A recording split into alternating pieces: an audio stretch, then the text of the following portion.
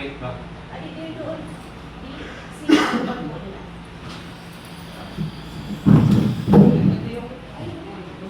Hello. Unsang po din. Unsang non-formal kwan, English itong self. Yes po. Tapos si kwan ay ang ginagawa, bakos ang ginagawa, sharing for RTC office of the Third Board. So, ako lang ikuan sa inyo kung unsang ginagawa ng sharing. Kwan na, introduction na sharing. So, ako na work. Sabihin sa'yo. Okay. Don't work. And then, ang atong impression sa sharing is what happened to me. Kuhan siya ka ng embargo or pwede ka or di lang mo siya na hindi pa lang po or iba. Pero sa time ka o di, friendly na ko nga siya.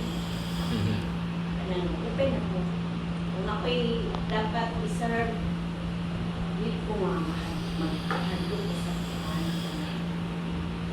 Bali, kung sheriff, ang kanilang topic is about extrajudicial foreclosure o judicial foreclosure. So, siyempre, na-involve yan na yun ang utang o na yun ang pautang. So, kung na foreclosure, meaning na yung kabayan.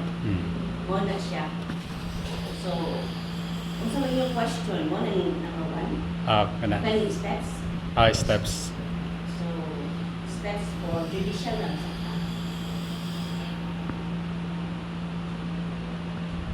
steps for judicial. Kanan.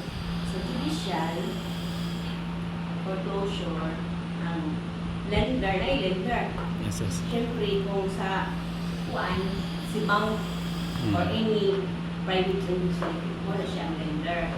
And the other one, or that is called mortgagee. Mortgagee, ang nagpa-lend. And the other side is the mortgagor, ang nagpumutang, or the borrower. So, the lender type files a complaint.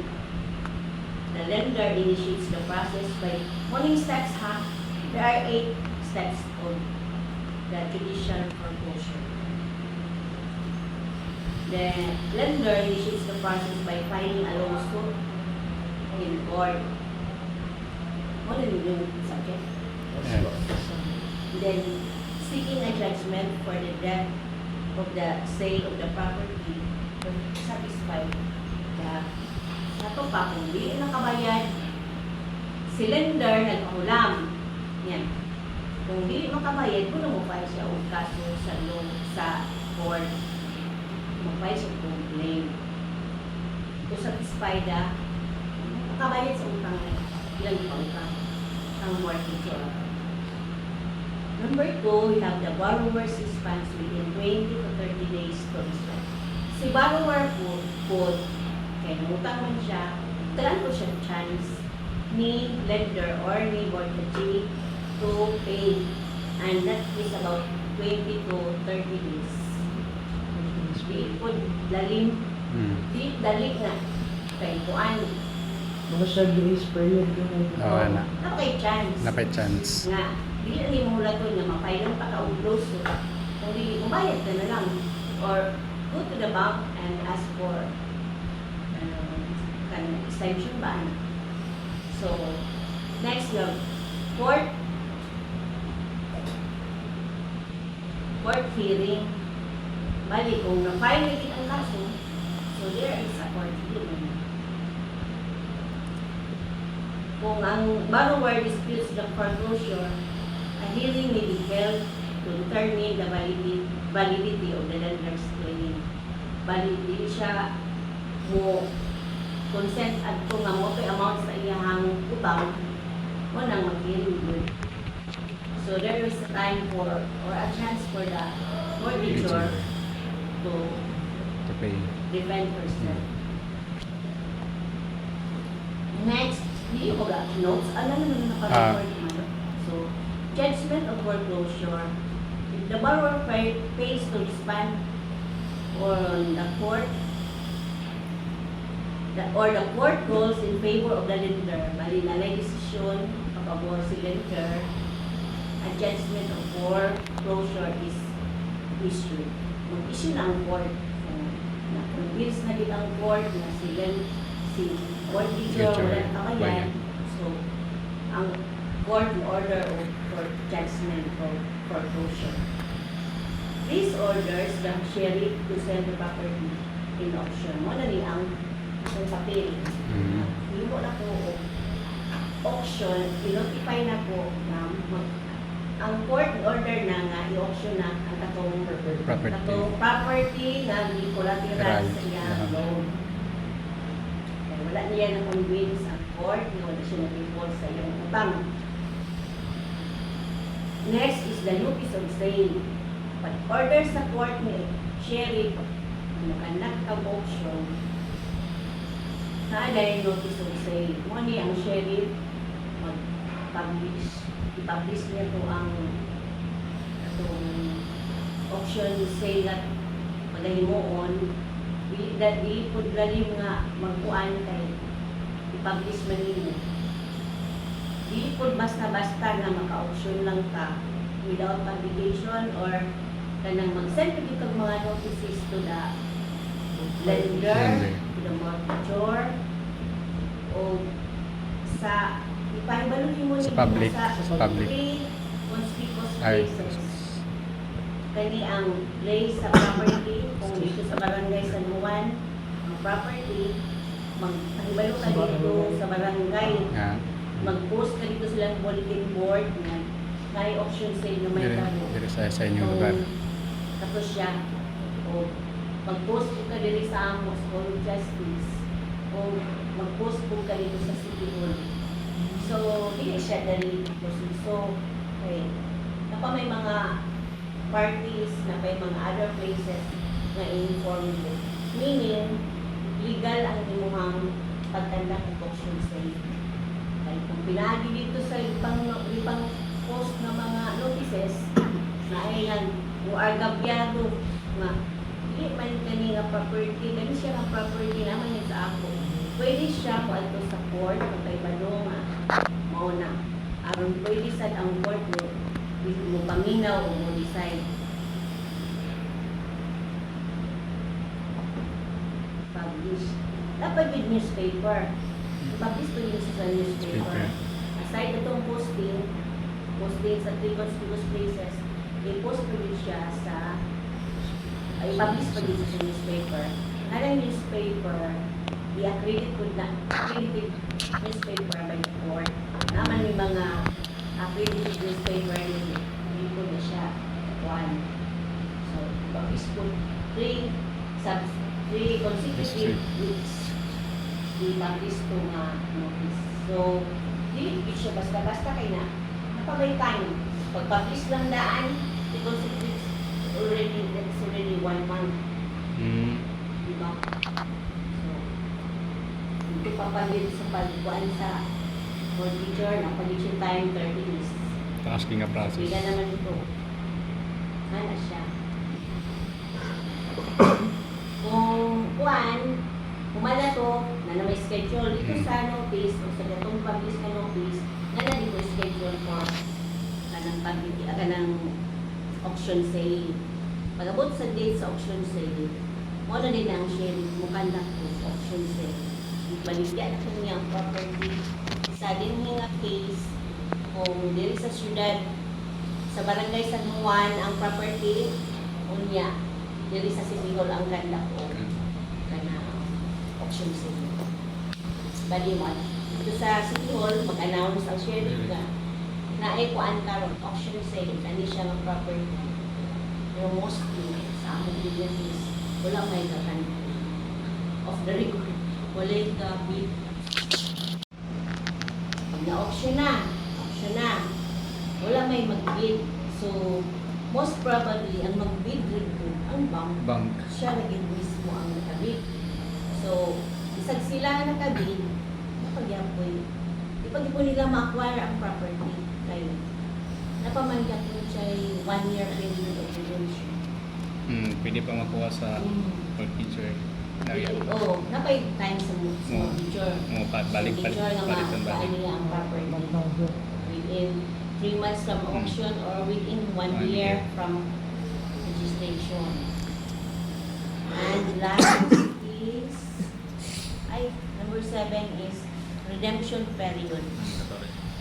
The borrower generally has a redemption period, usually 1 year from the date of the sale, to reclaim the property by paying the full amount due, including mga interest, fees, and cost. Ang cost of application, apil po ba siya ng bayaran?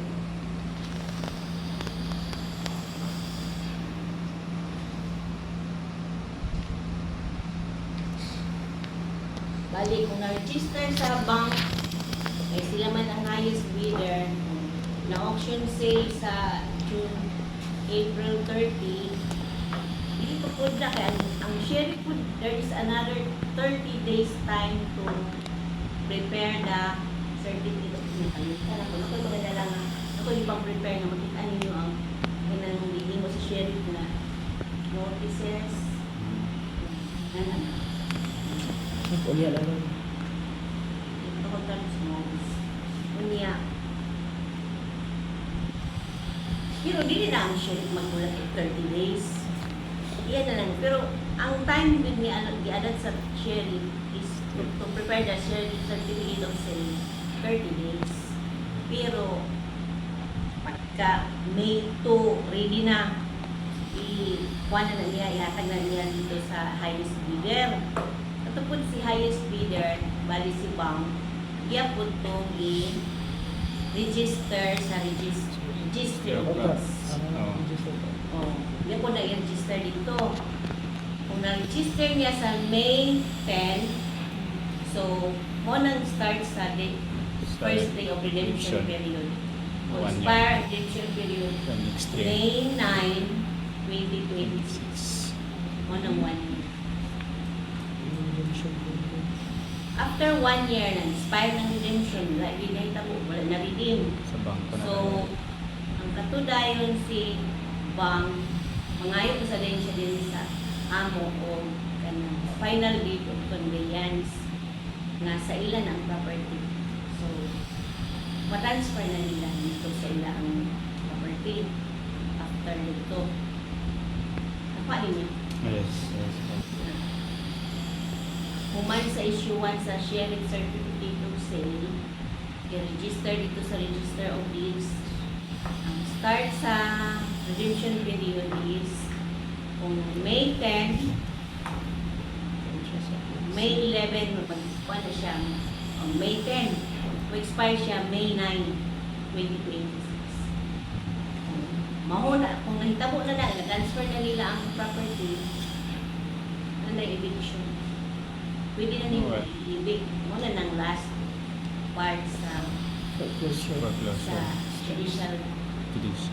judicial foreclosure.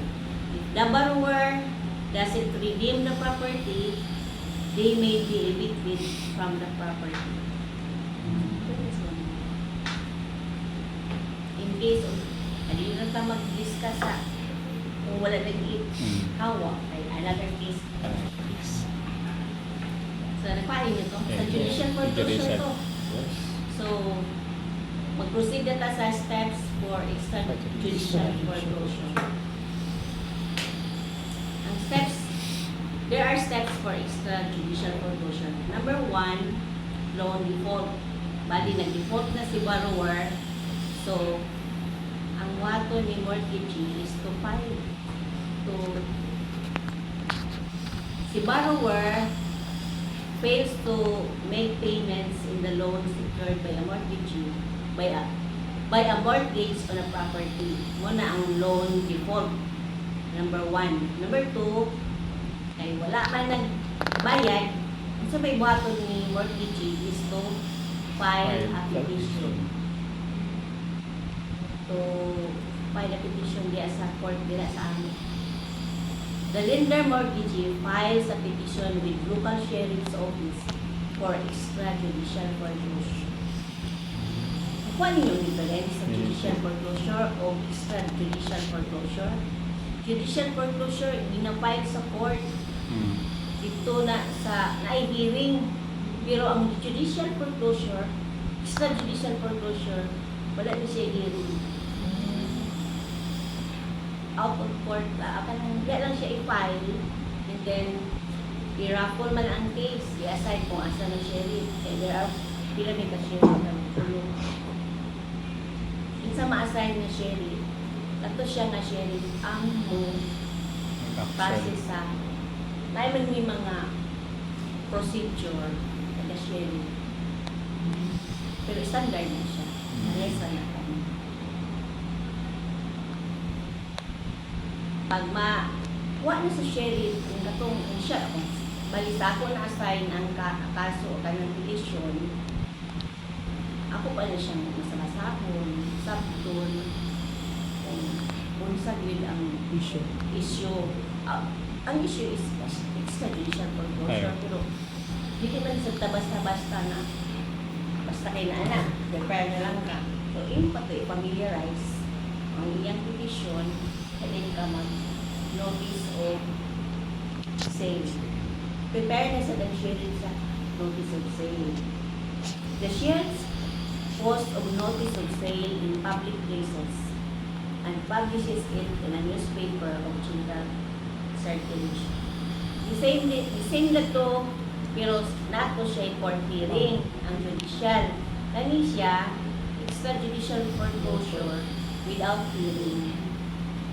Ang sheriff ang mag-prepare sa notice of sale, siya ang mag-publish, siya po ang mag-send of pagpanda po posting in 3 conspicuous places. Sunod, ano naman ito schedule? Kuha naman dito sa notice. Basta na. Nya, wala may react, wala may nag-object. So, public auction will proceed.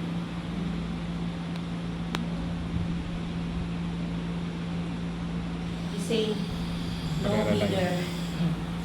Diretso na. Only the bank Rag. is the bidder. So, siya naghapon. Pakiharagya. Diba mas dali siya? Mas dali. Compared Kaysa sa- katong judicial Eh, sale. maagi pa man gud sa Maagi, court. hearing. Very sa court hearing. Kabalo kita kung may court hearing. Padugay pa mo. Sila pa ka session. Okay, mga decision. Pagka human, successful bidding, a certificate of sale is issued to the winning bidder, transferring ownership. Transfer na ni bank sa ila na ang property. Pero, in this case, mo to 1 year. Ang katong sa judicial, mahimo ra gyapon to nga 1 year kay tungod sa process. Pero katong gid siya 120 days, 90 to 120 days. Pwede na to. Pero kani gid siya 1 year from the date of registration of the sale. Wala. Pagkahuman na itong registration, after 1 year, ma-transfer na ni bank sa ilang name ang itong property. Property.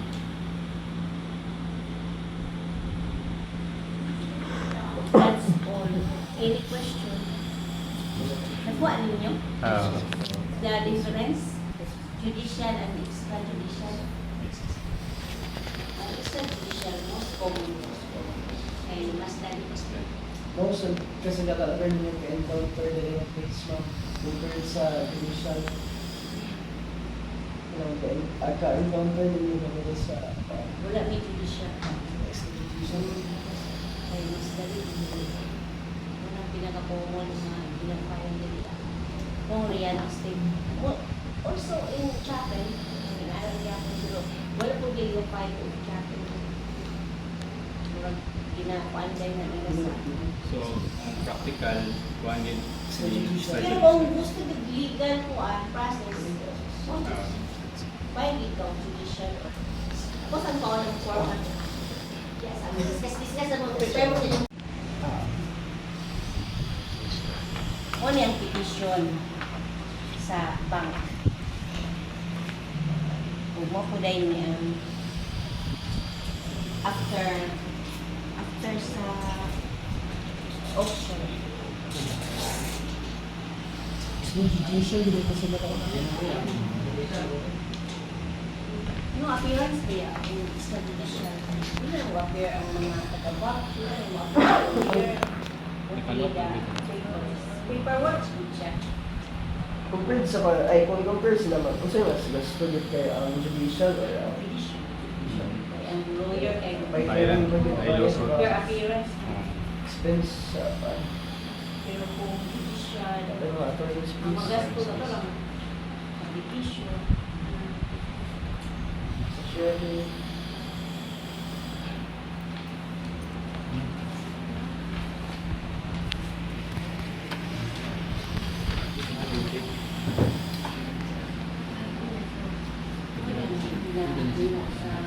Ginapaya sa bank. Diba? Kinangan si manager ang only the collection officer. Simple lang siya.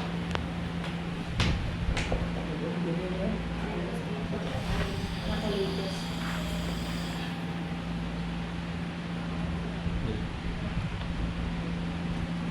Napamoy ka pa tayo? Na ako yung question ng pinang. Kinsay magtanggap sa option ng sheriff or ang attorney? Share. So kung in terms sa kawali na In case of no sheriff, Ah, the sorry. clerk of court. Hi, sorry. Clerk. She is the ex officio sheriff. Sa kung commission, ma'am, naima po nga commission ang nag-auction na na or wala? Commission is part of the legal fees. Legal fees. Dito sa court, kapaingon. Ah. I-remit na po I-remit. dito sa Philippines. No amount of money na ma-receive. Ma-receive sa sheriff. Sa nag... Personal. No. Wala. Bawal. Bawal ay diretso gid sa kuan sa court. Either kuan siya kaning judicial or extrajudicial nga court. No money na ma-receive ng all issued with OR. Ano? May cashier. Ayaw ka. Di ulit. Kung man nang delikado sa sheriff, Mm. hindi. Ang pauna nga mga kuan na karon di bawal. Sa asa man siguro? Bawal na dito. Bawal yun in terms of bribery din. So mura naman pumunta na ma'am. Oh, nauman na ta? Yes. Mura gyud. Monitor. Okay, mo may ko mura gi Attorney, attorney. importante sa mo. Thank you kayo.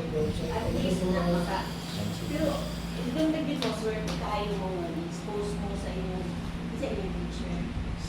Si attorney. Attorney go. Very good, miss. Visa. Yes. Swerte kayo. Yeah. Na-expose mo sa inaano Sa gawas. Hindi mo makuha sa mga terms. Hindi na matagaw. Sa pagkuluan, di ba? Para Like, nabaluy ka kasi exact may tapo ba? Hindi na ba? hindi mo magkuhan. Kuhaan ni isang area. So, Kasi ito na thank you ha. sige. Thank you kayo, ma'am. Thank you, ma'am. Ma'am. Ma'am, share. So, Ma'am, sir, sa lawyer. Or kung kailan mo sa lawyer ba siya, attorney. Pero kung hindi mo kailan, common, ma'am, sir. so thank you kayo, ma'am. Time. Kasi lang lawyer. Second year. Thank you. Kasi kayo pa, na-expose ng money. Grabe kayo, ha? Okay, mo may gibutan sa curriculum na sa Thank you kayo, ma'am. Dili sa second year. So, thank you kayo, ma'am. Thank you, ma'am.